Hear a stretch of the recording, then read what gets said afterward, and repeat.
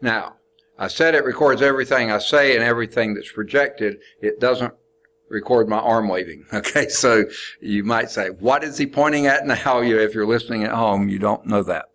Okay. I have this open somewhere. There it is. All right. Any questions? Oh, well, let me address a couple things as I see them. Okay. I got stopped on the way in, asking about the class and stuff. Told that you could register for it, and I don't know if you caught my question correctly because you may not understand the thing. In the programs of study, okay, Area 1 is composition, English composition 1 and 2. That fills up. Area 2 is humanities and fine arts, and that's humanities and fine arts, literature, and speech. 4 courses out of there for most of them. Okay. Then Area 3 is math and sciences. Okay. Now, if this is one of your science courses you're taking under Area 3, this probably won't qualify because this does not have a lab. It's only a 2-hour course. It's a specialty physics course for the DMS program, Diagnostic Medical Sonography, okay? And that's what it was designed for, and it's there. It's on the schedule, so anyone can take it, of course, but it will not fulfill an Area 3 science requirement, because when you read that, it says 8 hours, 2 courses, 8 hours with lab. The 2 courses are with lab. 3 hours of credit of lecture or theory, and 1 hour of lab. So this is only 2 hours of lecture. So if that's what you signed up for, it won't work. Now, when I asked you, when you said elementary education major, I said, oh, does this fulfill your extra science requirements? So elementary ed teachers and a few others have an extra science requirement that's under Area 5. Now, I don't know whether that requires a lab or not, or if 2 hours of work, and what you said was I needed just 2 more hours there. And if that's under Area 5 and that's all you need, that should be fine. Now, I'll look at a basketball player and wonder, are you sure you're in the right course? Are you in medical, diagnostic, medical sonography? Huh?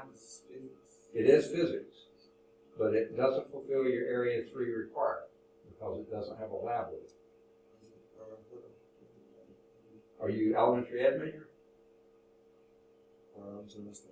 It's what? General studies. It's what?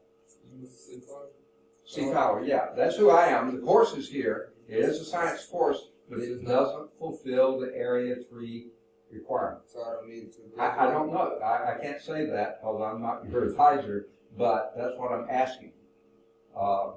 If you're here for diagnostic medical sonography, that's exactly where you need to be. If it's just filling something like an extra science requirement, that may work. You'll have to talk with your advisor. But if you're trying to fulfill a Area 3 science requirement, this doesn't work because this is only a 2-hour course. What's that? We're going to go ask Coach Rice. Okay, I'm So we're going to go ask Coach Rice. Okay. Oh, okay, got it. Sorry, Cool. and I'm going to be recording this so you can hear everything if you come back. Uh-huh. And I'll still be here at 6:30, so All right. come on back. Okay. Sorry to reduce the class size, but I was just afraid. I didn't want them to get through drop ad week and then find out they're in the wrong class. You're okay with where you are? Yeah, I'm taking both biologies in mini terms, and they told me I was 22 hours away from graduating. Right. They got me in the classes I had to get in. Right. So my advisor looked at it, and the athletic director looked at it. So Oh, you're also under the athletic director. yeah. Oh, okay. Which sport are you? I played baseball here last year, but I'm playing at Miles in the spring. But they're helping me get graduated this I fall. see. Okay. Yeah. Okay. So, have you already done 2 science courses? No, sir. I'm taking both of them this semester. I'm taking the biology mini term, and then the second part of biology mini term. In second meeting, okay, so that will fulfill your area 3. Yes, sir. And then if you need just 2 more hours or whatever. I just know that they told me I had 22 hours, and they told me which classes I needed. I don't know why. I don't know any And other you're taking all 22 this term, and this Yes, is sir. the bill. Sounds like it works. Because you're doing the 2 biologies on mini terms. Mhm. Yeah, those are both got labs with them, so that'll be fine. Now, one of them isn't medical terminology, right? I doubt it. 101 and Bio 102. 102, that's perfect. Okay. Anyone else have any questions? I'm sorry, I just was afraid they might be in the wrong class, because not that many Boston State basketball players are going into the sonography program, as I know. So I just wanted to make sure. So sorry about that. Now let's start talking about the syllabus. Any questions, other questions before we get started? Okay. This is fiscal. Yes. I'm on general studies major 2, and I'm up on the area 5. So, Yeah. So is that cool? Okay. Extra science under area 5. Yes, sir. It should be fine. Okay. And you talk with your advisor to make sure. But as far as I know, area 5 is electives, and if it's let you put it in there, it's fine. Usually the program will say doesn't count, not in the degree plan. But if you got it in and it is in the degree plan, you should be okay. So, Physics 112. Now, I also teach Physical Science 112, so sometimes you get Principles of Physics, Software and Blackboard supported course, 2 credit hours, no lab, just 2 credit hours. Now, when we were scheduling this for this term, see, last spring was the first time we taught it. I saw it, and they didn't get it in the system until it was too late to get it started at the beginning of spring, so we put it on the second mini term. And so I taught it then. And then the summer was a 10-week, and mini term was 8 weeks. Summer was a 10-week term. But when we went to it this time, I thought, why crowd it into a mini term? Let's have a full term. But then it's only a 2-hour course, and I asked them, I said, do you think the students would prefer 1 day, 2 hours a week, or 2 days, 1 hour each? And the person I was talking with said, I think they prefer 2 hours, 1 day a week. Is that consensus? Okay, if you don't, I can be here on Monday and Wednesday. There's nothing in my schedule. Okay, so y'all are happy. Okay, I'm happy. Okay, good deal. My wife's not happy because I don't leave till 6:30, but okay, I'm used to that. Okay, so we do meet Wednesday, 4:30 to 6:30. This campus, this building, the K building, 103. My name is Charles Fowler. I got all your names, but I've forgotten them already. Okay, no, I'm kidding, sort of. Okay. My office Monday through Thursday is on the Bessemer campus in the A building. That's what this A stands for. 265 on Bessemer. We were really creative in our building names. Rather than Ethel Hall, we do have an Ethel Hall, but it's A, B, C, D, E. That's all we got, except for Ethel Hall. We do have one. And one other just one there, but most of them are just A. So A, 265. Are any of you at all familiar with the Bessemer campus? You are. Okay, do you know where A265 is? Oh, good deal. Okay, she'll tell you how to get there. Okay, I'll be glad to help anyone if you need to see me. Okay, my phone number on the Bessemer campus is 929-3449. Time out a moment here. Okay, last week I was out sick all week long. Okay, well, the 4 days that we were working, and the week before that we had week off. Instructors don't have leave. All we have is time between terms. So I was off that. And so therefore, my voicemail, I don't know when I'll ever get to go through and answer and do it all. And they just pile things on there, and I never can tell which is the most recent call and the other. So my request of you, please don't, okay, two parts on this. First, only call during office hours. Because not office hours, I'm going to be in the classroom. I'll never hear the phone ring because it's nowhere close, okay? So that's the number one request. Number two is don't leave a voice message because I don't know when I'll ever get around to finding that message, and therefore it may be way too late. So only call during office hours. If I don't answer the phone, just hang up, give me 15, 20 minutes, call back again in office hours, and hopefully I'll be back in the office by then. Because I usually stay in the office as much as possible during office hours. I have to go down to the restroom or sometimes escort students to records office or bookstore or something like that. Okay, especially this first week. Now, on Fridays, I'm on the Birmingham West Campus, the one across there. And there I'm in the academic building. Are y'all familiar with Birmingham West? Okay. Academic building, and I bet you if you're at all familiar with anything here, you probably know where Dr. Pruitt's office is. Yay or nay? No, okay. Well, it's in the academic building, which also is the B building. Now, the West Campus, the old buildings are in a quad. The administration building's the A building, the B building, that long building in the back, and the C building's the science building, and D building's the library building. So the one opposite the library building, okay? Now, it's a long building, the end toward the gym and fine arts building, tennis courts, and the baseball field. If you come in that door, as you come in the door at the street level, you can either go down half a flight or up half a flight. Go up half a flight, when you get to the top step, there's a door right on your right, that's B122. Of course, if you come in from this end, the ACAT building, the Student Center, Leon Kennedy building, come in that end of the B building, go all the way down the hall, and just before you step down the step, last one on the left. Okay, so that's B122. Now, when you go in there, it's a suite. Okay, Dr. Pruitt is the associate dean for transfer courses and stuff, and he has a suite of offices. His secretary is right there. Her desk is right there. His is in the corner, and behind the secretary's desk is the copy room. That's my office on Fridays, okay? Now, here's the number there, 929-6409. But please don't leave me a voice message on that one, and here's why. You see, that is a grant coordinator's office Monday through Thursday. She doesn't work Fridays, so therefore I use that office on Friday. This is her phone number with her voicemail, and I can't even access it, okay? And she's the only one that can access it, and she'll say, "Who is this?" So I'll never hear that one. All right. Now, here's my email address. And maybe understandably, I'm way behind on emails as well, but I do check those as I can. So that would probably be the best way. Call during office hours, get me. If you don't get me, hang up, call again, or try email. Okay, here are my office hours. On Mondays and Wednesdays, I have 8:30 intermediate college algebra class, a 10 o'clock calculus 2 class, and calculus is a 4-hour course, so it's a little bit longer, a 12:15 calculus 3 class, and then it gets out right at 2 o'clock. So that's why my office hours start at 2. It gets out at 1:55, but I can get back to the office about 2 o'clock. So Mondays, I'm free for the rest of the afternoon. That's why I said 2 to 6. Now, 6 is a little on the late side. I'm almost always here that long. But Wednesdays, of course, I've got to leave the Bessemer campus to drive over here. That's why I said 2 to 4, because I'm not going to be near the phone after that. I'll be either driving over here or teaching this class.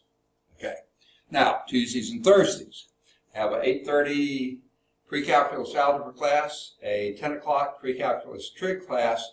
It gets through at 11:15. So I'm not really in the office at 11:15. That's when the class gets over. But soon after that, I'm down in the office. And then I have a physical science class. It's the first mini-term class, and it runs from 1:15 till 5:45 because it's class and lab mini-term, so that's 4.5 hours. Okay, so I'm not in the office after 1:15 until 5:45, and I'm just in there then just to put my books away, gather up the stuff to take home. So that's it for Tuesday and Thursday.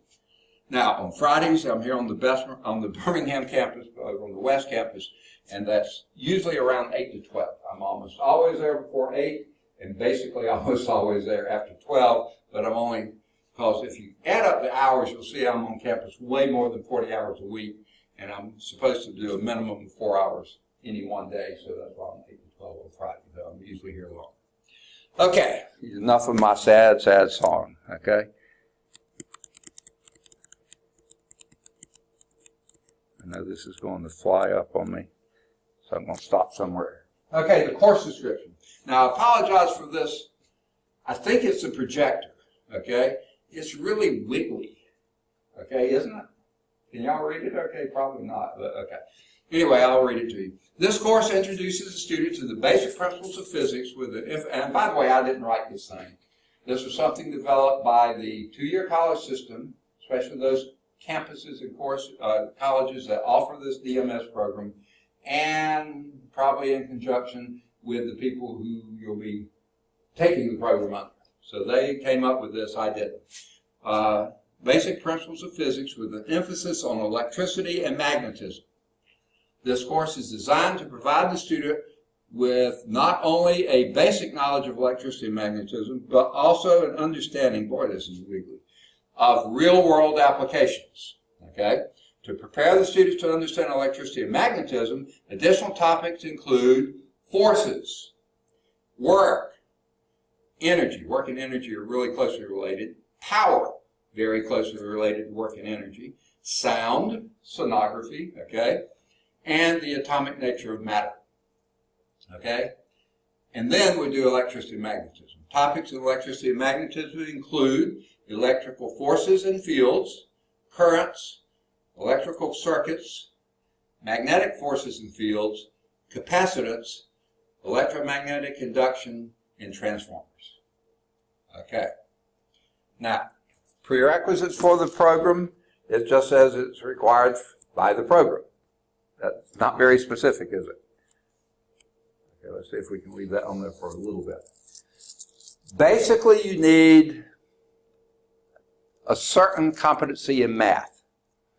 And if you've done a full-fledged high school math, that should be enough. If you've done here at the college, at least through Math 098, that should be sufficient, okay? And I'll help you with any math that you're having trouble with. I teach math too. Co-requisites, none, okay? The textbook is this one, okay? And I didn't choose this book necessarily. There's only a few other schools in the state who are teaching this course. They just had to make up all this stuff for the course last spring. And so we just contacted the schools that were already teaching it and said, what text do you use? And they said this one. And that's why we chose it. It's not a bad text. The PowerPoint stink. Okay, sorry about that. The test bank stinks. Okay, sorry about that. But the text is okay.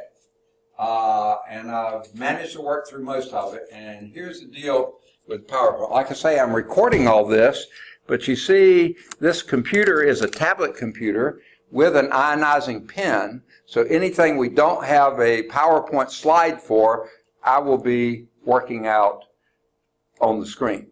But if any of you have ever found out of Home Depot with these ionizing pens, and you know how close to that signature you looked, it's a little better than that, but don't expect beauty and penmanship, okay? Not from me anyway. All right, so anyway, we'll manage. I think you'll be able to read okay. All right, so this is the text. Dale Ewan, Neil Schurter, and P. Eric Gunderson. Applied Physics is the 11th edition. And why by the 11th edition they haven't ironed out all these errors, I don't know, okay? So 2017 text, which means it should be good for a few years. So if you do want to sell it back to someone taking it later, you might be able to. Okay, students are expected to bring the textbook because I teach from the text. Paper, we will be working problems. Pencil, now if you prefer ink, that's up to you. But let me make a confession here. When I do math and physics, I tend to make errors. You'll see that soon enough, okay? So I like to use pencil. But if you're okay with pen, I'm okay with pen, okay? To class at each meeting, calculators certainly are permitted for the course. I would say you really need them when you're solving these problems, okay? Now, Blackboard here, I don't really care. They put this in there. They don't let us change anything. And it used to say all students must use Blackboard to gain access to vital course information. That makes sense. But they changed it to all courses must use Blackboard. So I was expecting them to change the rest of the sentence to gain access to vital course. What does the course need to get, so it sort of makes no sense, but I can't change it. But what they're trying to say is the syllabus, okay? Now, are all of you familiar with Blackboard? You're comfortable with it? Okay, let me confess again. I haven't put a thing out there yet. Sorry about that. But like I said, I was sick all last week. I mean, I guess I need to go on and get that out of the way too. I have a mild form of leukemia, okay, and I have to take treatments for it. And the latest thing they have me on it has knocked the white cells down, really down, better than any of the previous treatments. I had probably 3 other sets of things before this, okay. It has done a number. I'm hoping I'm through with it, okay, because it looks like it's enough. But in the process, it's also wiped out a lot of the red blood cells. Sorry about that. Hematocrits, hemoglobin, they're all down. Platelets, down. Not dangerously so, but down. And unfortunately, also in the white cell category, neutrophils. Those are I call them the crime fighters, but the disease fighters, okay? And before my last treatment, and it was the last of 6 treatments I was supposed to have, when I went in for it on August 3rd, that was the first Friday in August, supposed to have the treatment starting around 8. I was out there working on the computer, so I can't usually get good internet there, so I was working away. Thought, well, they haven't called yet. Let me keep working, you know. And finally, they called me back 2 hours late. Said, was there a problem? They said, yeah, there was. They said, your neutrophils are so low, we were afraid to give you the treatment. I said, well, what's the problem? Get me out of here. Yeah. And they said, no, but then we were able to get in touch with your doctor, you know, and blah, blah, blah. But we finally got in touch with someone, and they said, no, go on and give it. Okay. Now, some of you are familiar with that, right? Okay. To be neutropenic, I think I've got the numbers right. Anything less than 1,500 per milliliter or whatever they do. Does that sound about right? Mine were 110. That's considerably less than 1,500, you know. And when I found that out, I said, why are they doing this? But they've been low. They've been neutropenic for ever since I started this drug back in February. So they said, you seem to handle it fine, so yeah, go on. Okay. Well, unfortunately, and then that was before the treatment. After the treatment, they dropped even lower. I haven't seen those blood counts yet. But I got sniffles. And now earlier, back in May, we were going out of the country, and they were worried about us going out. And so they said, yes, ma'am. Can I get a name, please? Addison. Ashley? Addison, A-D-D. Okay.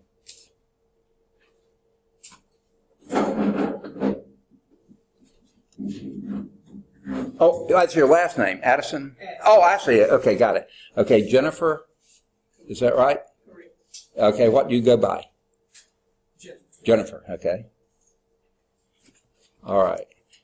I was just giving my sad life story. No, I mean, just talking about an issue, and there's a reason for this, okay? Sorry about this. But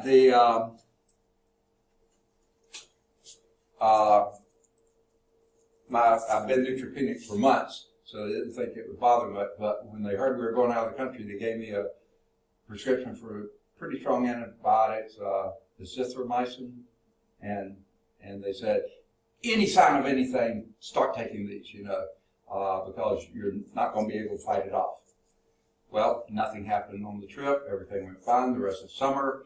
But then that Monday, after I had the treatment on the 3rd, I started getting what felt like a head cold.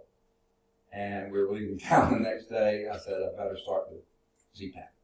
And that's about a week, 5 days or something like that. So I started it, knocked it out. So it was fine.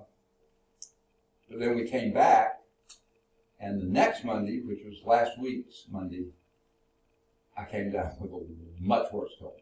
Headache, sore throat, terrible sore throat, coughing. I felt, and then absolutely no energy at all. I thought, oh no. So they had me come in, did more blood work, and they said, oh, and yeah, after I came in that first Tuesday, when after the treatment, they also gave me a new it's a neutrophil booster. Okay, they have a name for it, Neuprogen or something like that. It's supposed to take 5 days in a row shots. And so they gave me one and ordered through Express Labs, Express Pharmacy, Express Scripts. Yeah, Express Scripts. And they should get them to me this week. Okay. So, and gave them the address where I'd be out of town and all that kind of stuff. So,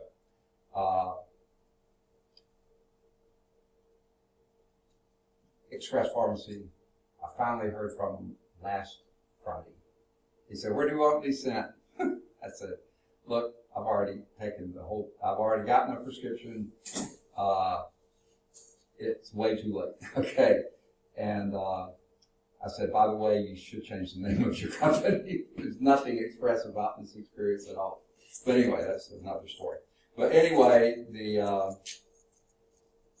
shouldn't be spending all the class time on this. But anyway, then I needed another, because this new cold coming on, they gave me a new set of stronger antibiotics. I can't think of the name of that one. But I've been taking that, still taking it. And they gave me another shot to boost because we still hadn't gotten the others. And then we found out from the pharmacy, their pharmacy had enough that they could fill the prescription. So I now had the full round of those. So I think I'm in pretty good shape now.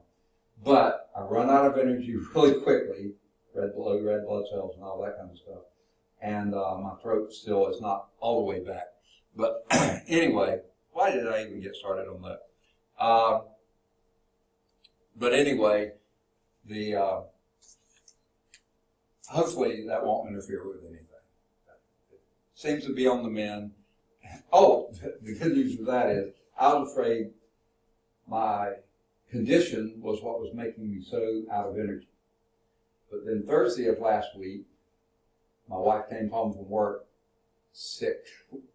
Exactly the same symptoms, flat on her back, had no energy at all, and she's very healthy. I thought, it's the cold, not my treatment. So I shouldn't feel that good about her getting sick, but that gave me a lot better. So anyway, that's the reason, that's why I started all this. That's why I'm way behind on everything. And it's going to take me a while to catch up, but I'll catch up as quickly as possible. Okay? I just barely got started on catching up this lab. The syllabus. So as soon as I get the syllabus corrected, and you'll see there are some things on it. I got the top part, but you'll see it later. I'll put it on Blackboard. It's not there yet. Okay. Now, if y'all have been around last spring and summer, you probably know there's a sort of a new look to Blackboard. If you were here much earlier, it was still a functioning system and a lot easier to deal with in my mind. But now the new form, so let me just tell you, and this is what I was going to get at later. When you get into Blackboard in this course, one thing you're going to see is a whole string of blue tabs here. In the old Blackboard, it may have been that long. Now you have to scroll down to get to the end of it. But you don't have to do this. And they have really weird names and all sorts of little things. The closest thing I found to do is, and it's their choice of names, not mine, class handouts and more with an exclamation point on it. Used to be content. That made perfect sense. They don't have a content tab anymore. So I put it under class content and handouts and more, okay, with an exclamation point. So that's where I'm going to put everything. There's nothing there yet, but as soon as I can, I will. I'll put the syllabus there. Now, handouts. Usually if I have a handout, I'm going to hand it out to you.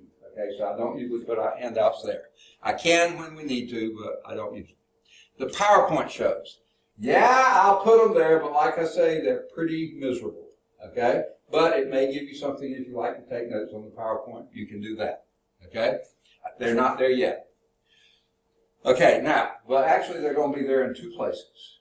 Because one place is going to be under class handouts and more, but the other place is going to be in the YouTube videos because I teach from those PowerPoints. Now, those, the ones in class handouts and more, they are going to be static. Just, you read them, whatever you want to do with them. Okay? The ones in YouTube video, they are going, you'll hear my voice, you'll see me working problems, all that kind of stuff. So it'll be much more dynamic than the ones there. But they're not under PowerPoint, they're under YouTube video. Activities, sometimes the school posts them. I don't really have any that I can think of I'll be posting. Assignments, there is a sense they'll be there, but I'm not typing out every day, here's what you have to do for next time. I'm telling you, when we have class, okay, you might want to look at the problems at the end of the section, but odd number of problems, I have answers in the book, I'll tell you that, but it's all on the YouTube videos, okay. So they'll be there too, but they're under YouTube videos. Announcements, most of the time we won't have any announcements that I can think of. The school does post announcements every now and then. I hate this next, I don't like it. Failure to use Blackboard will severely damage your ability to pass the course. That's such a negative sentence. If I were doing it, but they don't let me change, the proper use of Blackboard could greatly enhance your ability to do well in the course. It's much more positive and closer to the truth, I think. And then this one, students should always check the Blackboard announcement and task pages prior to coming to class. What does that imply to you? In case the instructor isn't going to show up that day. Okay, guess what? I'm going to try to show up every day.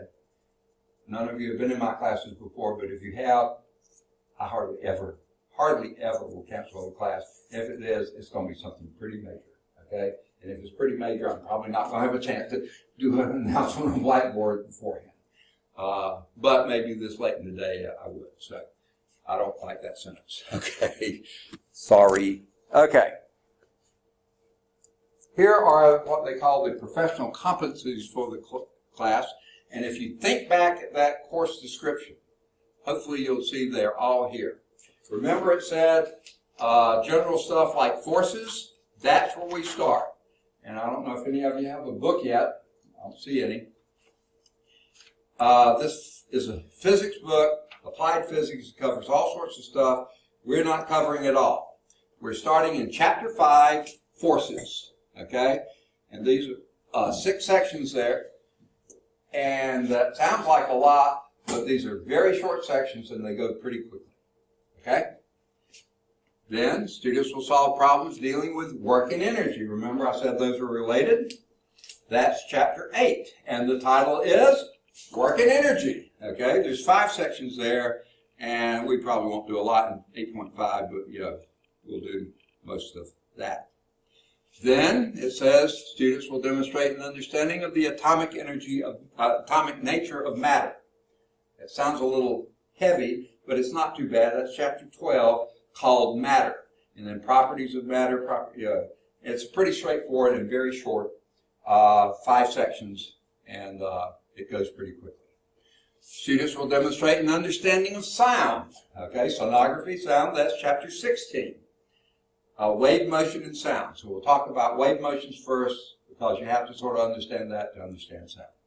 Okay, and that's going to be, I don't think we do all 6 sections there, but we'll determine. Some of these are really short so I think we leave off resonance. I don't think you really need much. Well, okay. Are any of you planning to gear this toward magnetic MRI, magnetic resonance imaging, or any of the other imaging type things? Those do sometimes use resonance, but y'all are just doing sonography, right? Okay. I don't think you need resonance, but if we do, we can throw it in there. Okay? Then we get into electricity and magnetism. Chapter 17 is basic electricity, and if you remember back in the course description, it talked about currents. So I think you have to start with Coulomb's law because that's forces. That's 17.3. 17.4 is fields, electric fields. That was mentioned in the course description. Simple circuits, that was mentioned in the thing. And then Ohm's law. You can hardly talk about circuits without Ohm's law. Series circuits, parallel circuits, and compound circuits. And we won't go anywhere else with that. So it's basically 17.3 through 17.9. It'll all be out there in Blackboard. So you'll see Chapter 5, Chapter 8, Chapter 12, Chapter 16, Chapter 17. Okay, and then magnetism, it says forces and fields, and basically that's in 18.1 and 2. And then it says magnetic forces on moving particles is 18.7. So we skip a few in there, but those are things that were not called for, so just skip those. And then 19 is alternating current electricity, inductance, and capacitance. Both of those were mentioned earlier, so we'll bring those up as well at the end. Okay. That covers the course. All right.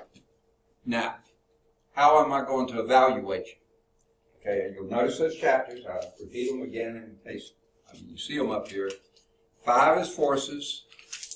8 is working energy. 12 is matter. 16 is wave motion and sound. 17 is basic electricity.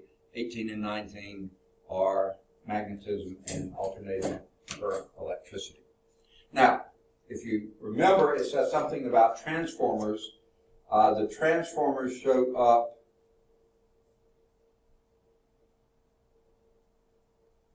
I can't remember which section, but I did intentionally put those in there because it said that in the thing. Pretty straightforward in there. So here's how I'm going to, and they put this sentence in there. It seems like it's so redundant, but I'll leave it in there. Chapter tests will be given at the end of each chapter. Now, I need a class decision now, okay? Do you prefer in-class tests or take-home tests? Take home? Really? Wow. What a shock. No. Okay, no, I was expecting that. And actually, I prefer that because of 2 reasons. Well, it can be summarized in 2 reasons. Number 1 is problem solving. And I don't want to put the time requirement on you and the pressure on you that you're going to freeze up or something like that. And secondly, I think, here's my approach. If you're working for me, I don't want you memorizing stuff and going from memory. If you have a problem to do, I want you to look up and see what the right formula is, make sure you got it right, and then apply it to the situation. Okay? That's what I want of an employee. So why would I want a test that's just depending on rote memorization? 5 days later, all gone. You don't retain any of it. So that's why I prefer the take-home test. You get it, you chew on it, you work through, figure out what formulas you need. Okay. Now, so chapter tests will be given at the end of each chapter. The lowest chapter test score may be dropped. The average of the remaining chapter test scores to determine the grade for the course. The last test is your final exam. It's not comprehensive in a sense, but it does draw on all the other things. It's basically just testing on those 2 chapters. But that's the last test, so it's the final exam. You can't drop it, okay? And I don't think you really want to because people usually do fairly well on that, okay? Now, when I give you the test, take-home test, you have at least 1 week to work on the test. And there's 2 reasons I give you 1 week to work on the test. First reason is you always have I'm sorry. I've always taught this twice a week. I'll try to give you 2 class periods to work on it. In other words, 2 weeks, okay? So if you have questions, you can bring those in the first week and we'll work through those. Like, what are you really looking for here? Or that kind of stuff. Now here's a question. I will answer it, but you won't like my answer. Can you do number 7? My answer is yes, I can. But I'm not going to because this is a test. You're supposed to do number 7. But here's the better question. Can you do number 14 out of the text on test chapter? If it's similar to number 7, sure, I'll do anything in the book. Anything in the homework exercises, I'll do. And that way you have a chance to see, basically get a pattern for how they do the thing. We've already done them in class anyway, but this might clue you in. So that's one reason I have that 1 class period in between. Normally it's a week because usually all my classes meet twice a week. Now I have to have 2. Now here's what I don't want to happen. So try to get it in those 2 weeks, because I want you to have that one in before I give you the next test. And they're going to come pretty quickly. That's 1, 2, 3, 4, 5, 6 tests in 15 weeks. So you don't have much time to kill there, okay? So always try to have the previous test in before I give out the next one. That way you get to see if you made some dumb mistake in this one. You don't make the same one in the next one because you hadn't, turned it in yet. Okay. So the last test cannot be dropped. All right. How do I grade? It's pretty normal, I think. Okay. And whoever came up with this new template for the syllabus threw this statement in there, and we can't change it. It just seems completely out of place, but I guess it's okay. 90s are A's, 80s are B's, 70s are C's, 60s are D's, which are not counted as passing here at Lawson. It's not failing, but it's not counted as passing. You make a D, you have to repeat the course. Okay? An F, of course, is failing. That's 59 and below. Don't go there. Don't go there. Okay? Now, whoever made up this new version had the next statement was totally crazy.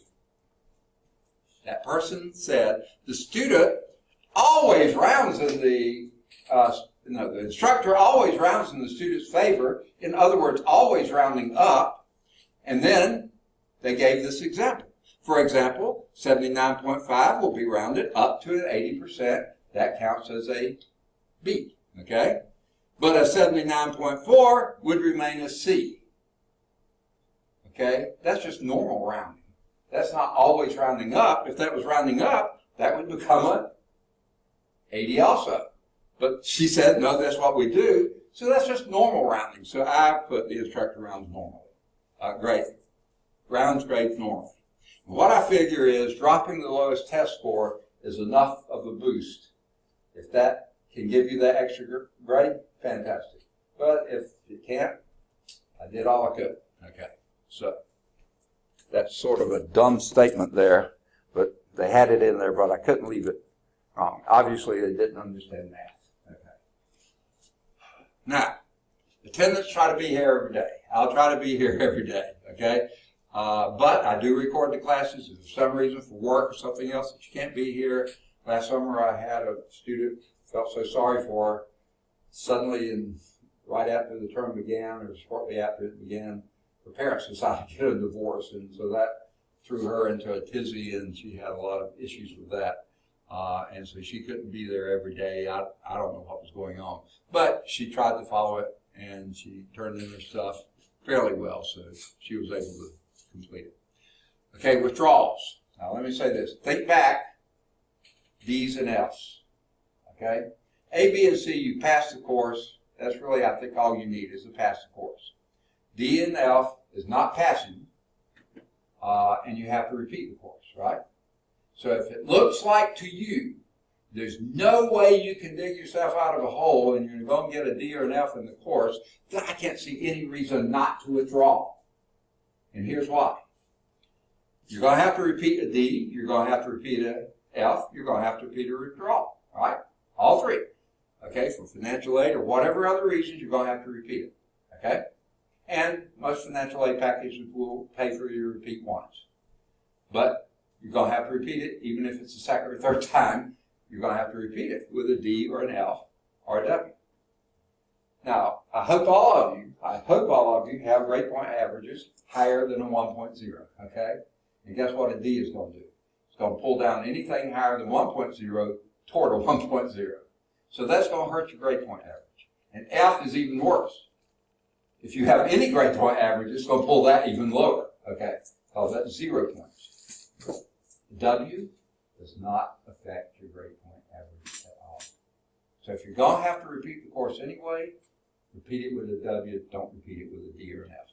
Now, if you're one of these students who want all A's, and you're afraid you're going to get a C and you want to withdraw there, that's completely up to you. I'm not going to touch that with a 10-foot pole. That's yours. But if it looks like you're going, can't avoid a D or an F, by all means withdraw. Okay? Makeup work. Now, with take-home test, I don't know what it means to have makeup work. If you're not here the day I pass out a test, please get in touch with me as soon as you can so you can get a copy of the test. Okay?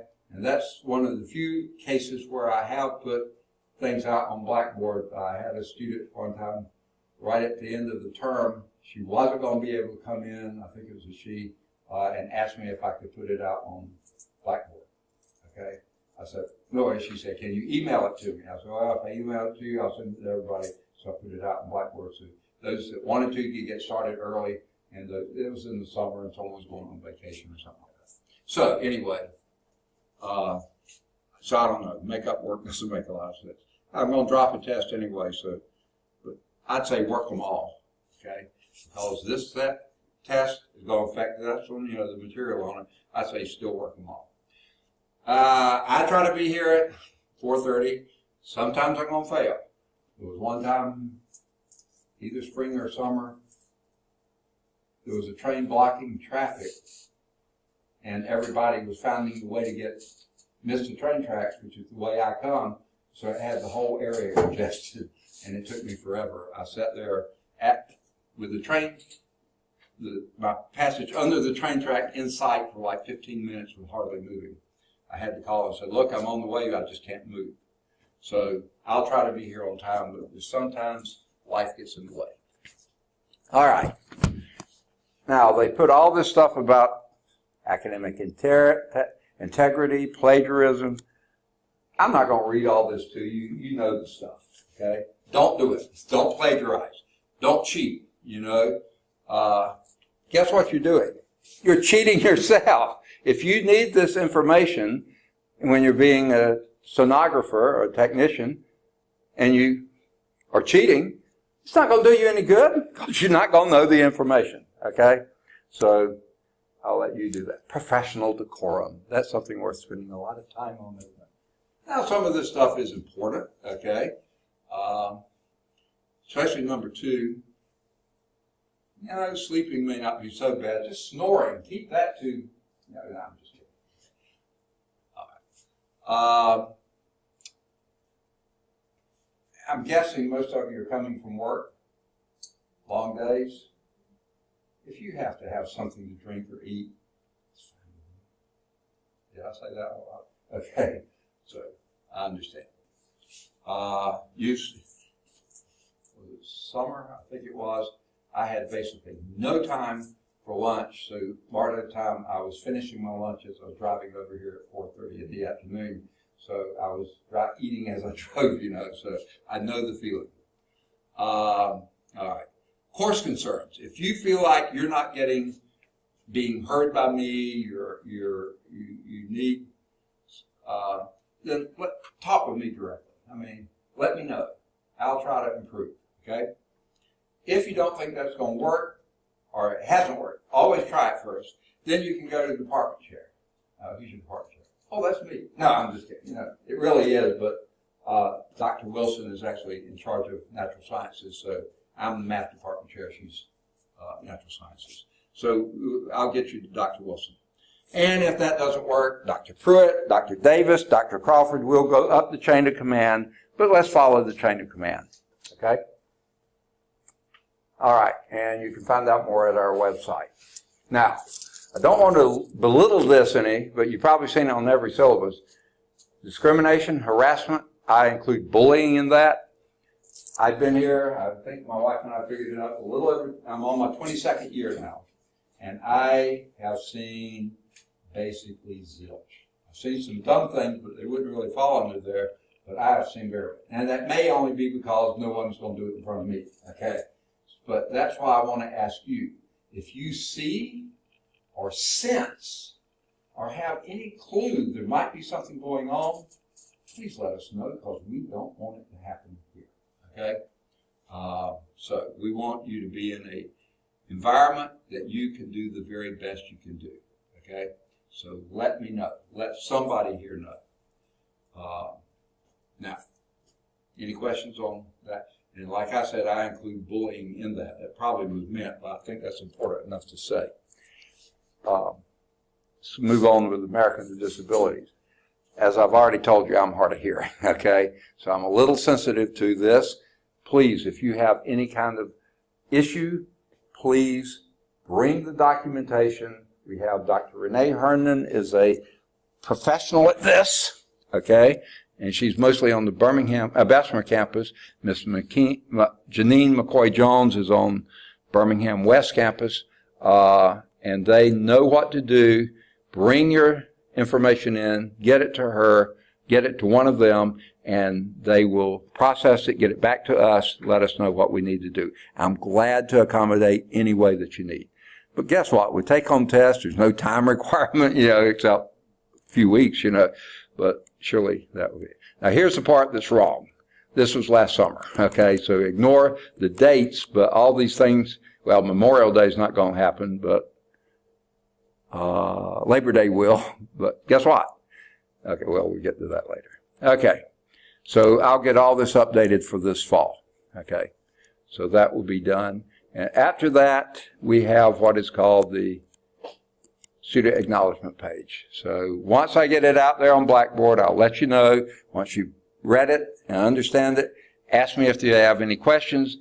Then either type in your name and date and email it to me, print this off and sign it and print your name and give it to me. Anything to let me know you've acknowledged receipt of the syllabus and you've had all your questions answered.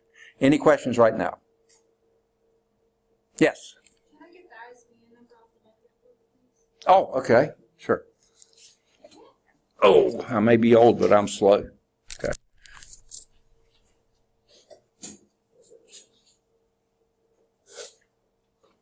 All right. If there are no questions, then what I have to do here, I should have these on the same flash drive, but they're not. Okay. I have to eject this one.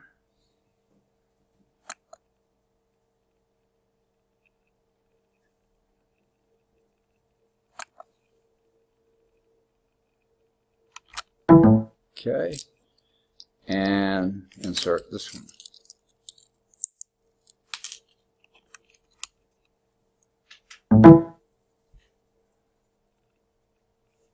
There we go.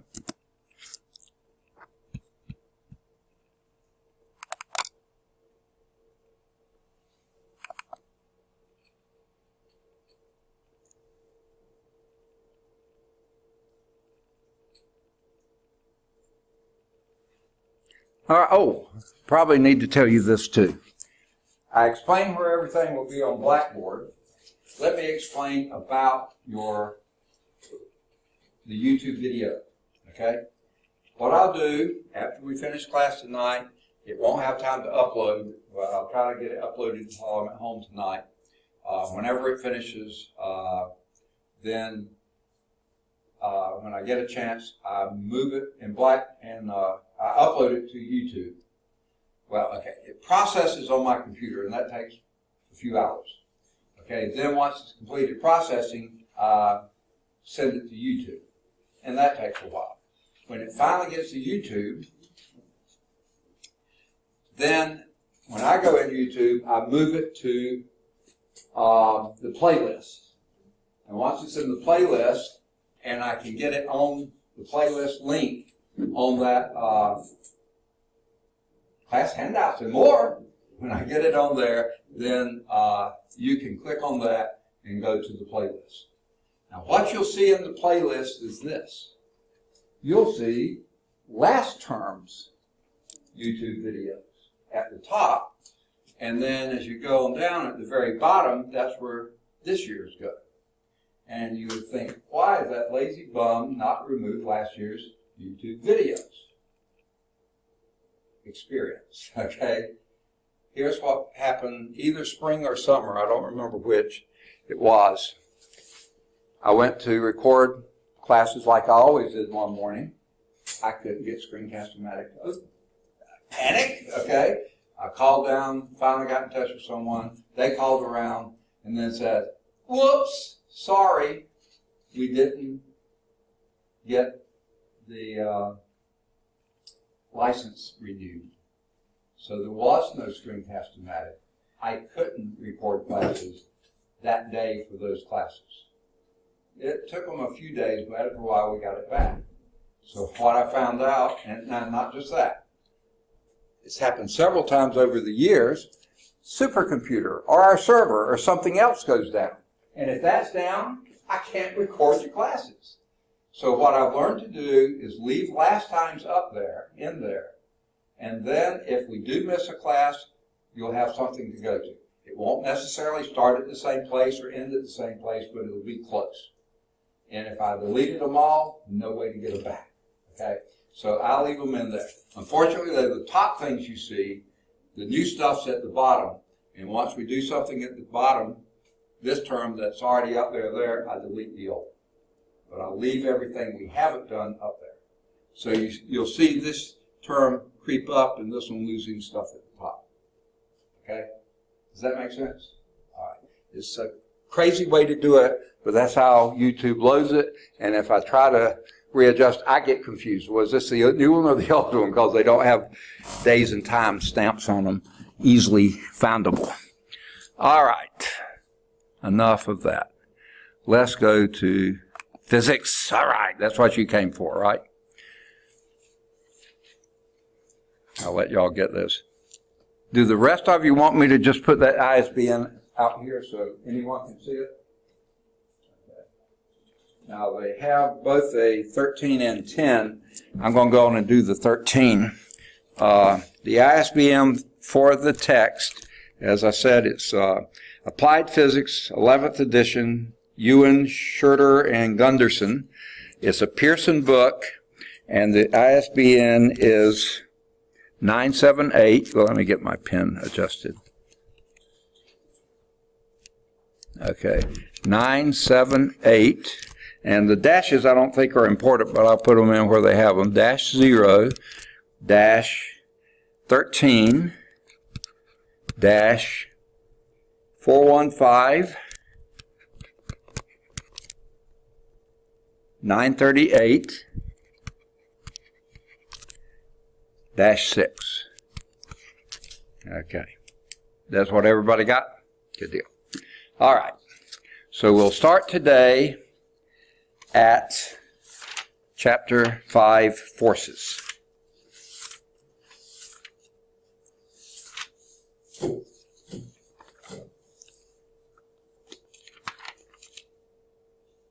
Oh, there it is.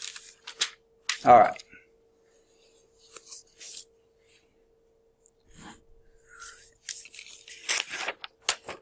Okay.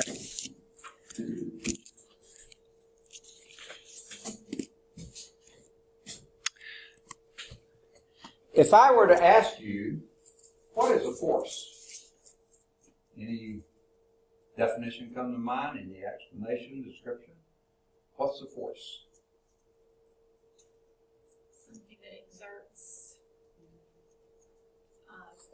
Something that exerts power on something else. Okay. Yeah, it's sort of hard because all the words, we have everyday common meanings of it, and was this the same or different or whatever? But yeah, good attempt. I remember, yes. Energy. Okay, it's related to energy, but it's not quite the same. It's related to power, but it's not quite the same. I can remember back when I was a freshman in high school, believe it or not, our physical science teacher there, was the wizened old football coach. He had played for Alabama and was either on the throwing end or the receiving end of the longest touchdown pass in Rose Bowl history at that time. I don't remember which it was, but that was way back in the old days. Most of that was run. Someone threw the ball and someone ran the length of the field. Okay, but still it was counted as the record. His name was Pooley Huber. And if you thought that Bear Bryant had a talk with gravel in his mouth, you never heard Pooley Huber. I guess there was something in the air at Alabama. He was way before Bear Bryant. Okay? And I can remember him saying, a force is a push or a pull. And you know, that's really not a bad definition. It's a push or a pull. That's a force. Okay? A very simple definition. What you are saying is a lot more intricate, and and probably better descriptive, but guess what? It's a push or a pull. Here's a guy pushing against, I don't know what that is, a box. It looks like on gravel or on rough pavement, and it looks like it's taking considerable amount of oomph to push. And one of the reasons is the gravel is resisting his push. The gravel or the pavement is making another force that he's having to overcome. Okay? So it's a push or a pull, okay? And usually, most times, there are more than one forces involved. We'll get to that later in the chapter. So I'll try to hit some of the high points here. A force is, and guess what this book says? Any push or pull. Okay, so not a bad definition even for Pooley Hubert. Okay? Now, I don't know if you're interested in things like this, but this book, what am I doing here? Okay, I hope that didn't trash anything. This book has little blurbs on it like Isaac Newton.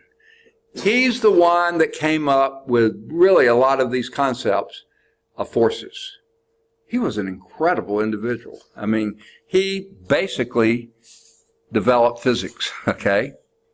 And while he was developing physics, he developed a whole brand new type of mathematics called calculus. He defined for the first time what gravity was, okay? No one had ever had a good description of it. They knew what it did, but not what. He came up with a theory of gravity that still is used. Every one of those is still used today. Now, quantum mechanics, they got into a little more minutiae stuff, but overall, we still use this, okay? And he's the first person to determine that light was made up of various colors. So he did a lot of the early stuff with light. Goodness gracious, what didn't he do? Okay, so they have a little blurb on him, and they mention him here. Now, what are our typical units of force? Anyone know? Pound, excellent. Now that is what we call the U.S. customary. So the unit for force in the U.S. customary, I'll put U.S. customary, is the pound. Okay? PSI. Okay, now that's a pressure. The P in pressure in PSI comes from pound per square inch. That's PSI. So that's a pressure, force per unit area. But hang on to that. We'll be talking about that later. How about the metric or the SI system? Now, there's a little bit of difference between metric and SI. They're basically the same. SI, though, is the overall system that they've determined. And the one big area there is mass. The metric unit for mass is gram, but a gram is so incredibly tiny that would be like the mass of 1 or 2 pills, would be a gram. And usually we deal with things bigger than that, so we use kilogram as the basic unit in the SI system of mass.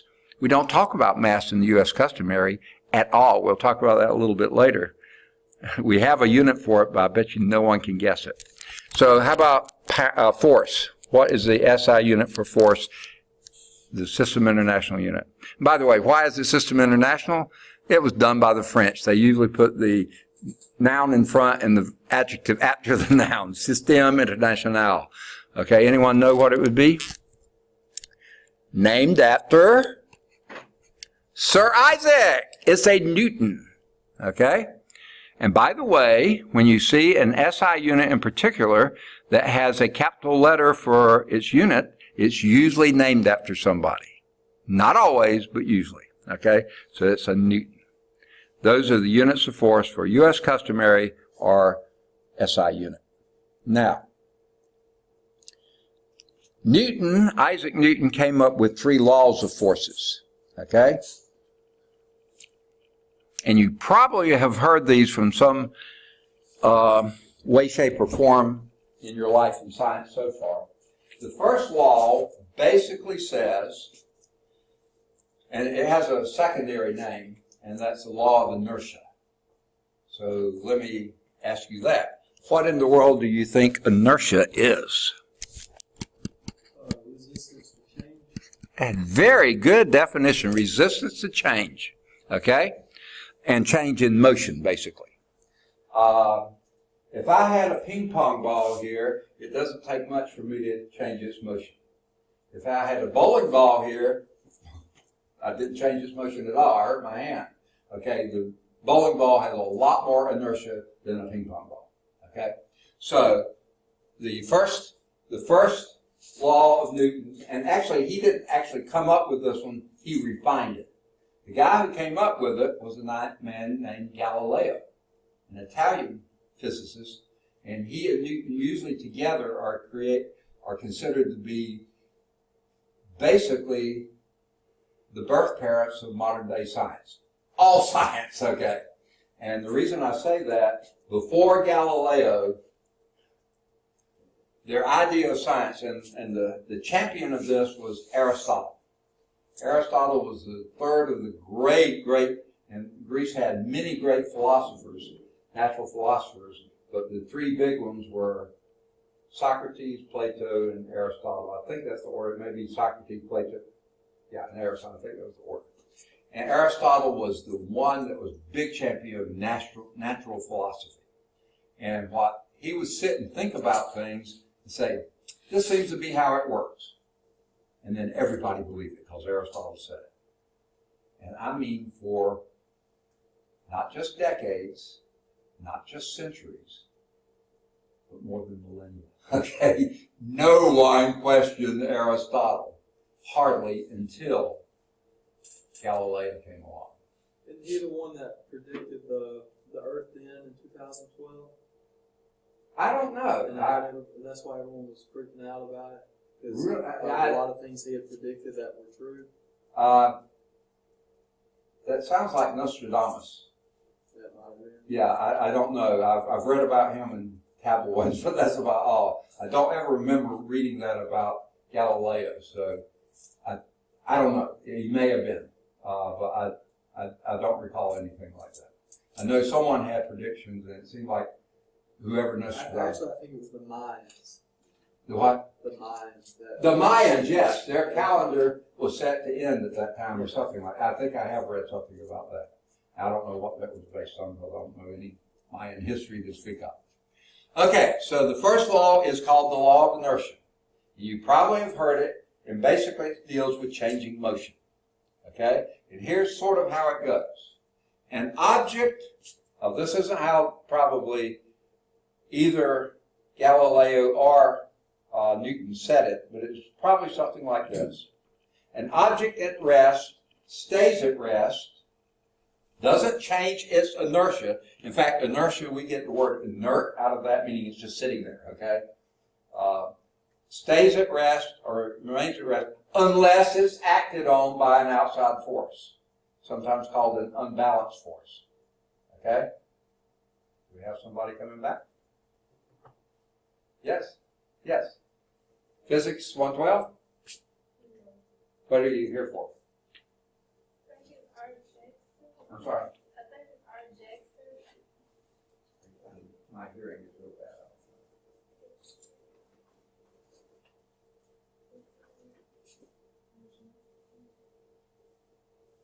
Okay. Oh, it's EMS. Okay. That's in K109. This is 103. I don't know this building very well.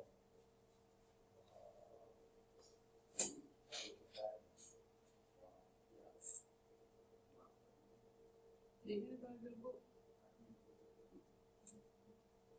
It's on Cheats for $33 to read.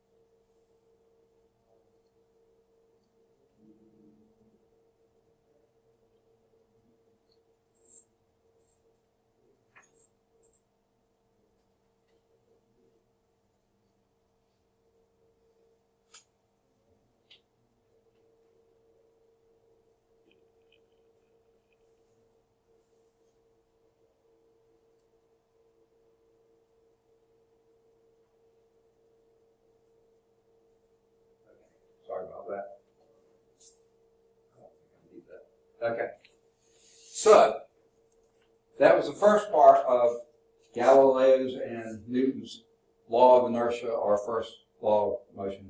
But objects at rest is going to stay at rest unless it's acted on by an unbalanced or outside force. Or an object that's in motion is going to stay in motion at constant speed, same direction, unless it's acted on by an unbalanced force. Now, this was directly contradictory to what Aristotle has said. Aristotle had this, he was a deep thinker, so he had all this thing. He said, any object's state of natural rest, or you might say, is stopped. If it's terrestrial. If it's celestial, they're always moving. But if it's terrestrial, it's going to come to rest, ultimately. Okay? And he based that on roll a ball. It's going to keep rolling, but slowly it's going to stop. And again, stop. So he said, that's its natural state. You altered it. Okay? He said, everything comes to that. Galileo, and later Newton, said, no, that's not quite true. There had to be an unbalanced force that made that. Remember this picture here? What unbalanced force is he working against? Friction.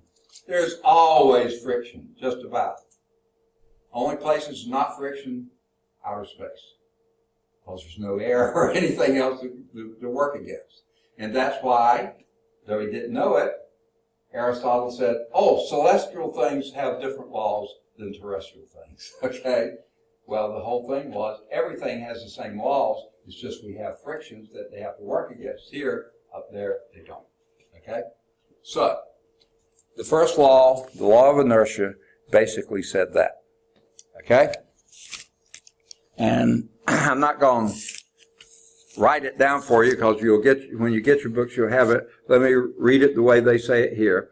A body that is in motion continues in motion with the same velocity, constant speed, straight line, and a body at rest continues at rest unless an unbalanced or outside force acts against it. Okay? Now, this word inertia, here's the definition in your book. Inertia is the property of a body that causes it to remain at rest if it is at rest or continue moving at a constant velocity unless an unbalanced force acts on it. So what you said, to maintain its state of motion. Okay? To maintain its state of motion.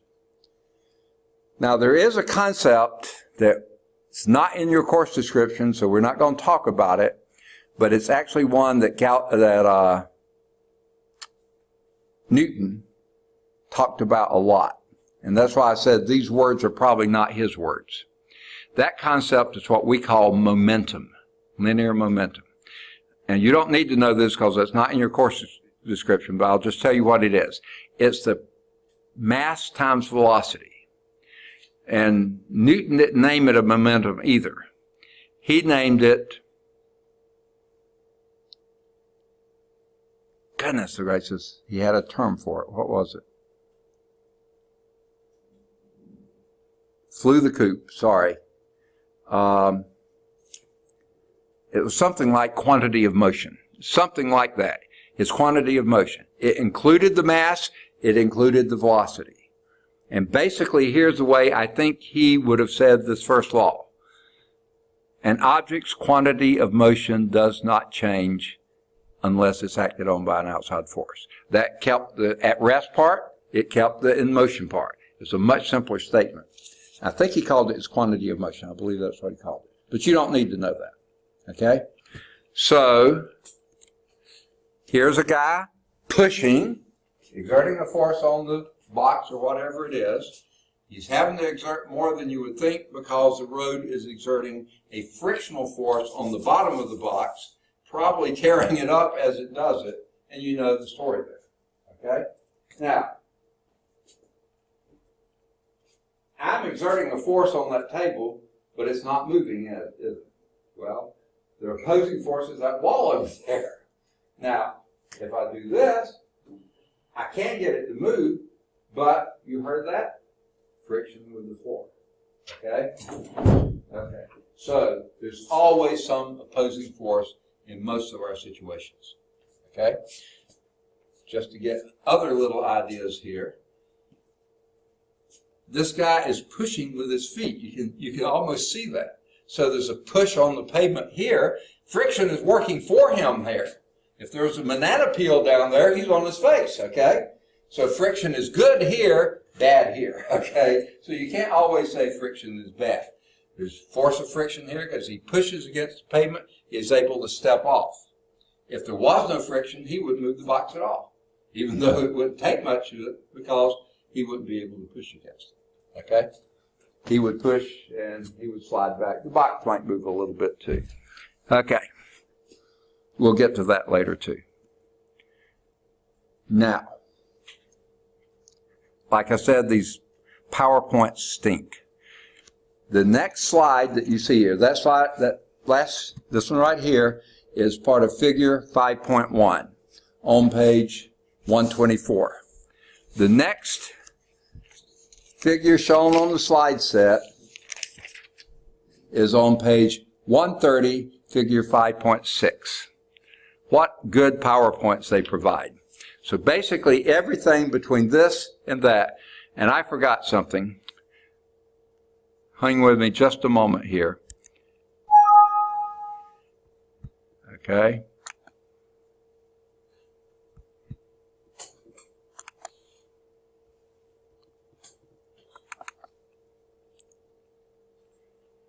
I didn't used to do this, but a student in last year's course sat right around there.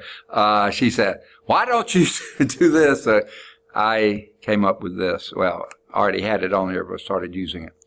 This is just a blank PowerPoint that I will use also. Okay. So that way I don't have to write around other things. Your book shows, and this is just sort of for fun, some inertia tricks. And I do this for classes that have labs. Y'all don't have a lab. But if I were to place this pencil on this piece of paper here, let me put it on like that. Okay? What will happen if I pull real quickly on the piece of paper? Any ideas? Pencil and space. Pencil almost doesn't move. It started rolling this way first. I thought it was bent a little bit. But the pencil didn't come with the paper because the inertia of the pencil kept it right where it was. I was only pulling on the paper, not the paper and the pencil. And those are some of the inertia tricks. They show others in the book, things like this, but I bet you, all of you have experienced inertia. Have you ever had to ride a bus that was really crowded? Or maybe those trains in the Atlanta airport. And you're standing there, and then the bus suddenly takes off and moves. What do you tend to do? Fall back. No, you're not really falling back. You're staying still, the bus moving out from under you, or the train, unless you're hanging on for dear life.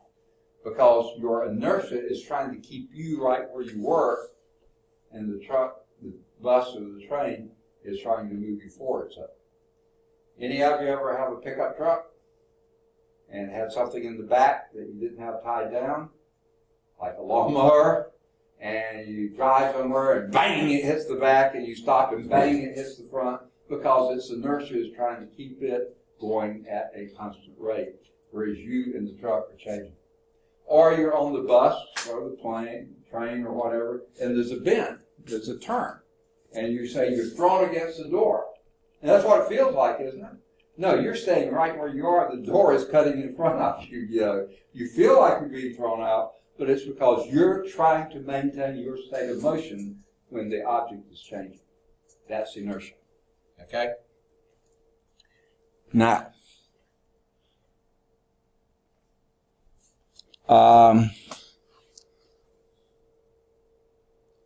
that introduces another concept, and I mentioned it earlier, and this is the concept of mass. Anyone have a reasonable definition of what in the world mass is? How much area it takes up? Okay, how much area? Is that what you said? Surface. I guess. Surface? Those are pretty close. Space. Say again? How much space? Okay, that would be volume.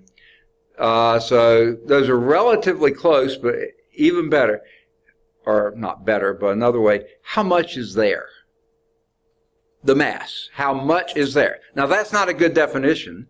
Actually, the good definition, the one given in your book, is a measure of the inertia of the body. Is this for physics or for EMS? EMS stuff, 109. It's like the next one or two on same side of the hall, but just down the hall here. Okay. They start at 6. What's that? Measure of the inertia. Okay. For instance, a ping pong ball has very little inertia because it has very little mass. There's very little of it there. I mean, it has a decent volume. Think of this. Now, think back of your definition.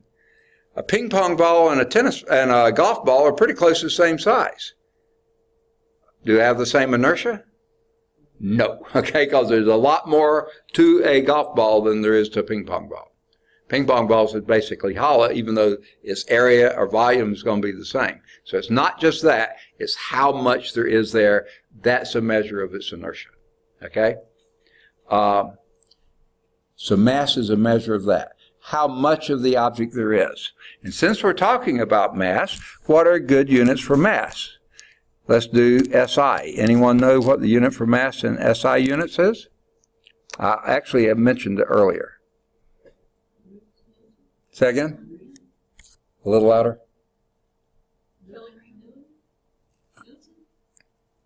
One more. One more. No, that was force. Mass and force are different quantities. Okay? Say again? Yes. SI unit is kilogram. If you said metric unit, it would be gram. Okay? It's how much of the object is there. Okay? It's inertia, measure of its inertia. Now this one I don't expect anybody to get. What is the U.S. customary unit for mass? So don't strain yourself. If you don't know it, just give up. Repeat it. Say again? Repeat it. The U.S. customary unit for mass. Is it a joule? No, that's an energy or work unit. You're not going to get it, I don't think. So you give up? And when I write it down, you won't even believe me. A slug. Can you imagine going into a grocery store, maybe in Canada or Europe or somewhere, and say, I want 3 kilos of potatoes? They would know exactly what you meant, kilograms of potatoes. Okay? You go into a U.S. grocery store, I'd say, I'd like 3 slugs of potato, please. You say, get out of here, guy. What are you talking about? No one uses slugs. We don't even talk about mass in the U.S. customary system. We talk about weight, which is a measure of force, which is pounds. But that's not the same as mass. Okay? And here's one of the reasons it's not. Any of you really into weight loss? I have a really easy way to lose a lot of weight. Become an astronaut and go into outer space. Because what do you weigh then? Nothing. You're weightless. Okay? You just lost a lot of weight, right? But when you come back to Earth, you weigh the same thing, unless you didn't eat well while you were there or something. No. Okay, weight depends on the gravitational force, acceleration of the object that you're on. Okay? The Earth, the Moon, Venus, wherever. Okay? Don't ever go to Venus. Okay? Now, how about your mass? That didn't change. The same amount of you is here as was up there or wherever. So mass is one of these quantities we call a invariant quantity. It doesn't change no matter where you are. Now, you can lose mass or gain mass if you eat too much or whatever. But itself, it doesn't change. Okay? Mass is an invariant. Weight is not. Weight varies depending on where you are in a gravitational field. Okay? That is a force measurement. Pound or Newton. Kilogram is your mass measurement. Or slug, but no one knows what you're talking about with a slug. Okay. And they actually give a conversion here in the book. I can't believe it. That 1 kilogram, don't even bother with this. 1 kilogram is equal to 0.685 0.0685 slugs. Okay?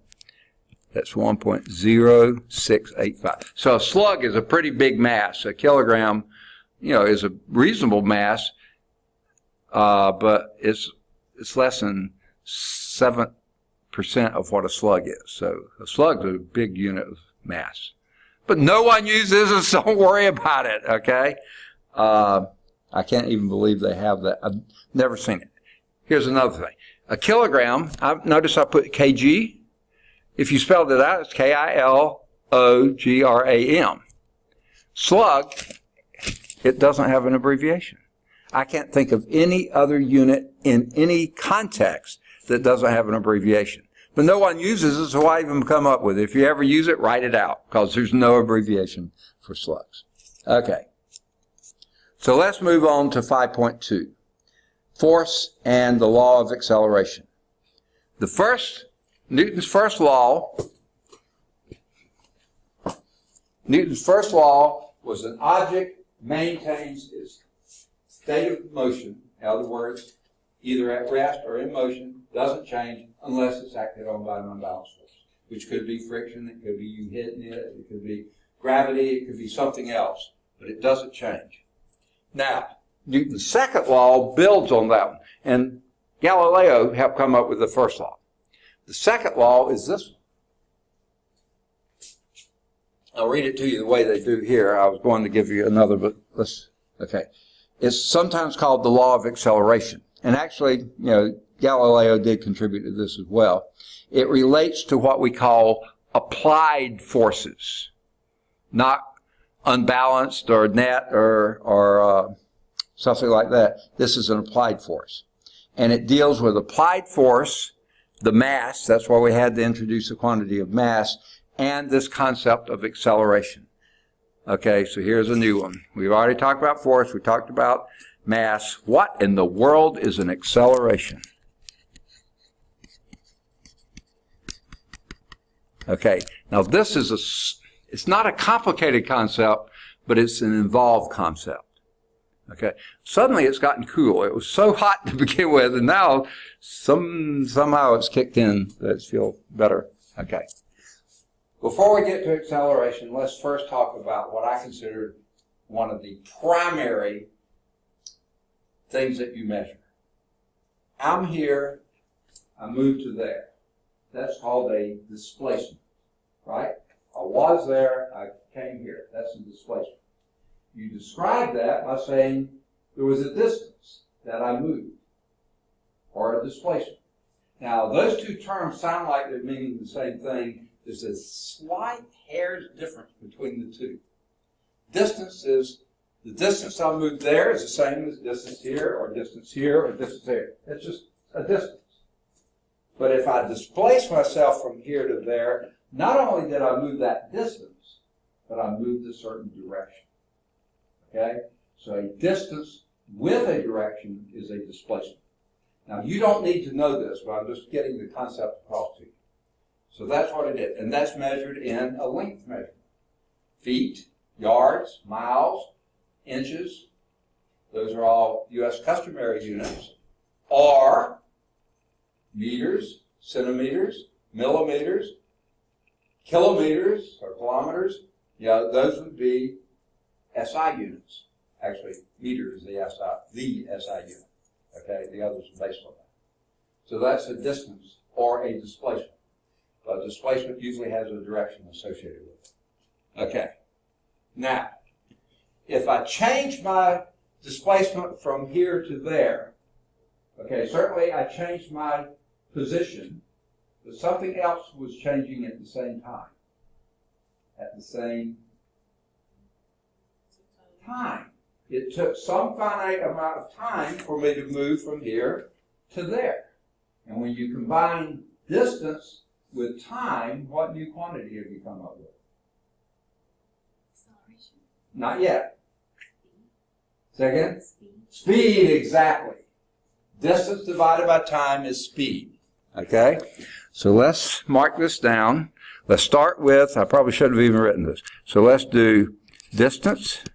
Now I'm going to also throw another term at you here. And displacement. Now I can't write. Is that what I was calling it? I think I was, yeah. Okay. These are both measured in length measurements. SI would be meters, and actually the U.S. customary is feet. Okay. And a foot is a little less than a third of a meter. Okay. This, by the way, is just a measure of distance. And I call this a scalar quantity because it has no direction. This is a vector quantity because it does have it. So they use the same units, but with a direction is a vector, without a direction is a scalar. So I'll write that down. You don't need to know that, but I just was vector. Okay? That's just a type of quantity. Now, when you throw time into the mix, what is time usually measured in? The standard unit. SI, U.S. customary. Second in both cases. Okay? Now, just about everything in the SI system is based on powers of 10. I threw out earlier meter and centimeter. How is a centimeter related to a meter? Anyone know? 10 centimeters in a meter. It's what? 10. No, actually it's 100. Okay, think of this. Okay, think of this. If I've got one on here, let me see if I do. I think I do. Yes, I do. What do we call this? A penny, that's one name for it. You could also call it, what's its value? One what? Cent. What does that cent stand for? It's a part of a dollar. What part of a dollar? 1 out of 100. That is 1/100th of a dollar. This is a centidollar, which we just call a cent. Okay? How many soldiers did a centurion have under his command? 100. Okay? How long is a century? 100 years. Okay? Cent means basically 100. Okay? So we use it on the other hand too. Okay? So a centimeter would be 100th of a meter. Now think of a meter, I don't know if you think of it this way. A yard is approximately from my nose to the tip of the finger. Okay? Approximately. Okay? None of you are probably old enough to remember the old fabric stores or hardware stores when the lady was selling fabric too, and how she measured how many yards you were going to get. She'd have it on a roll here. She'd go 1, 2, 3. What she was doing was how many yards. And because she may have had short arms, she usually gave you a little extra. Now they all have these measuring tables and they measure exactly, you know. But that was what you, I don't know, if you ever saw them do that, it was, yeah. Okay, good deal. So those were yards.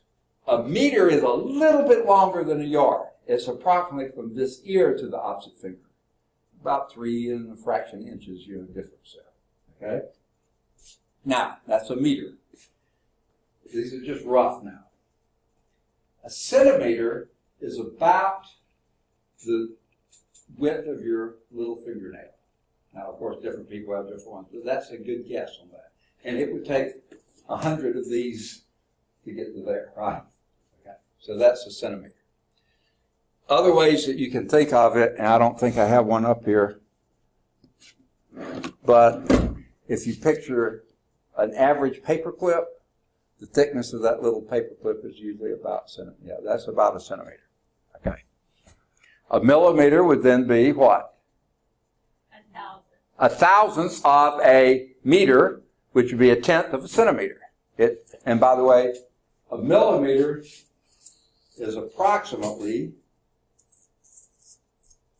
I have one, the thickness of a dime. Okay?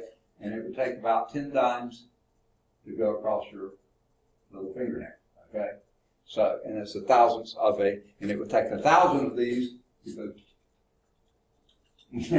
the length there. Okay. Say, what is this guy? Okay. All right. So those are your distance measurements, your time measurement. So then speed, someone used that term, which was very good to use, is distance over time. Okay? And what are some typical speed units? When you're miles per hour, okay? Miles is a distance, hour is a time unit. Now, how far do you go in a minute if you're traveling 60 miles an hour? I don't know if you've ever thought of this. 1/60th. Huh? Would it be 1/60th? Yes, okay. So, let's see. 60 miles per hour would be 60 miles per 60 minutes, right? Because 60 minutes makes an hour. 60 divided by 60 is 1. So you're doing a mile a minute. Okay? And, you know, the fastest human can barely do a mile in 4 minutes. I'm nowhere close, okay? Can barely do a mile in 4 minutes. So it just gives you an idea, okay? So those are all speeds. Or in the SI unit, that would be probably meters per second. And actually U.S. customary would be feet per second. But we often use miles per hour. Okay. So that's speed. Now speed is also a scalar quantity because that's distance, which is a scalar quantity. No direction involved. However, there's something else that we use like we're the same, and that's velocity. What's the difference in speed and velocity? In everyday language, absolutely nothing. But in physics, this is displacement over time. And displacement is used as same units, meters or feet or yards or miles or whatever. But see, since displacement is a vector quantity, so is velocity.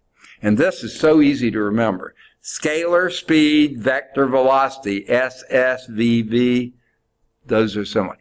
Use the same units, meters per second, feet per second, miles per hour, whatever, but velocity has direction involved with it. Now think back to Newton's first law. We said constant velocity in the same direction, or constant speed in the same direction. That meant constant velocity. So if you're traveling in your car and you turn and you're traveling at 30 miles per hour and you turn at 30 miles per hour, your speed didn't change. Did your velocity change? Yes, it did, because you changed direction. And velocity is a vector quantity. So you see, they're not precisely the same. Now, in everyday language, we say speed and velocity, we mean the same. But in physics, they have hair thickness, bit of difference. Okay? I thought he was going to talk about acceleration. Okay? Oh, and by the way, velocities, I mentioned meters per second. That could be meters per second or feet per second. Okay, something like that. Per is that slash line like that, right? Miles per hour, just like that. Okay? Now, what is acceleration? Oh, and let me back off and say, here is a very physics way of talking about that. Displacement was going from there to there, but it took time to do it. So the time rate of change of your displacement is your speed. The time, or velocity, time rate of change of your distance is your speed. So anytime you're changing something per unit time, time rate of change. They love saying that, okay? Well, guess what acceleration is? change of velocity over change of time. Okay? And delta, by the way, is change in, difference in. Okay? So I threw that in. We're running out of time, and I was trying to speed it along here. Change of velocity over change of time. So, think about it. You're driving down the road at 60 miles per hour. You're on cruise control. Are you accelerating? Well, no, unless you hit, I mean, sometimes you feel your car have to accelerate, but it's the same speed. Okay? If you're accelerating, it's not at the same speed because acceleration is a change of speed or change of velocity in a given time. Okay? So if you're traveling 60 miles per hour, you're not. Now, if you turn, you feel that. Why? Because you're changing your velocity. Yes, and so you are accelerating, even though you're staying at 60 miles per hour or 30 miles per hour or whatever. But if you're traveling at a constant speed, you're not accelerating. It's always when you speed up or slow down that you're accelerating. Or change direction. So that is sometimes a sort of a trick question in physics. What are the accelerators on your car? Well, you notice that pedal down there, isn't it? You give it more gas, you speed up, but you never think about it. That other pedal, the brake, you hit that, you're slowing down. That's an accelerator too. It's just a negative accelerator. But guess what? There's another one. The steering wheel, because you changed the velocity there too. You didn't change the speed, but you changed the direction. So all three of those are accelerators. One to speed up, one to slow down, one to change direction. All three of those are accelerators. So acceleration is any change of velocity. That's why you can't say change of speed, because that has no direction associated with it. That's why we use velocity as a vector quantity. So acceleration is a vector quantity too. You always accelerate in some direction. If you're speeding up, it's in that direction. If you're slowing down, it's in that direction. Okay? If you're turning, your acceleration, strangely enough, is in that direction. If you're going around the curve, your acceleration is toward the center of that curve. Okay? Notice where the wheels squeal or slide, always trying to go outward. Your wheels are forcing you to go in. So that's what acceleration is, a change of velocity for change of time. Okay? So Newton's second law is called the law of acceleration. That one that has change of motion. Remember the first law, you don't change motion unless you have an outside or unbalanced force.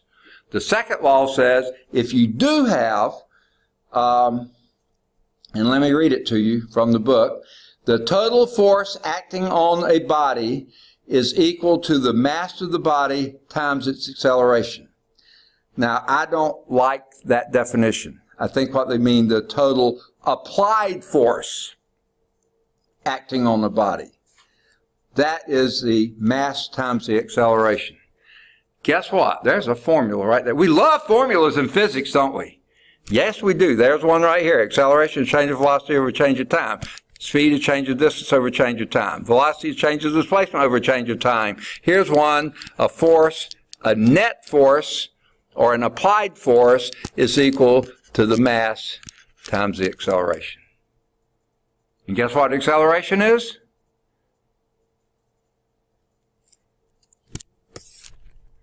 Change of velocity over change of time. So, and remember, that could be a speeding up, a slowing down, or a change of direction. All three of those are accelerations. So a net force is required to speed something up, to slow it down, or stop it, or to change its direction. So, the first law says, without an unbalanced force, it's going to maintain its state of motion. Same speed, same direction, same everything. But, the second law says, if you have a net force applied on an object, it's going to change, it's equal to the mass times acceleration. And this is often the formula everybody calls Newton's law. You know, it's really not, but he came up with this one. He probably didn't have this form, because remember I told you he liked to talk in terms of quantity of motion, which is mass times velocity. And basically his quantity of motion was the net force is the time rate of change of the quantity of motion.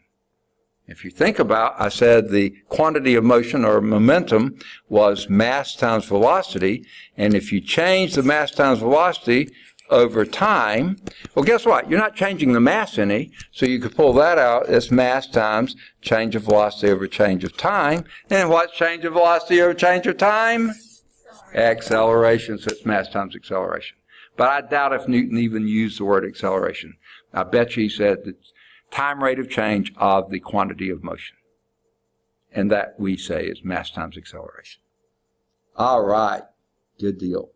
That is Newton's second law, basically. All right. Oh no, we're almost out of time. How could it have happened? Okay. There are another few little concepts here we'll pick up with, no PowerPoints. Top of page 126, if and when you get your books. And we'll finally get to our first example, okay? And that's where the money is, or not money is. That's where the meat of the course is in solving problems. So we'll get to there next time. Start there next time. All right, sorry I did probably way too much talking, but how's it seem so far? Is the pace too slow, too fast, or is it okay? Shut up. Huh? Okay, all right. So we'll pick up and go from there. So I'm going to end the recording.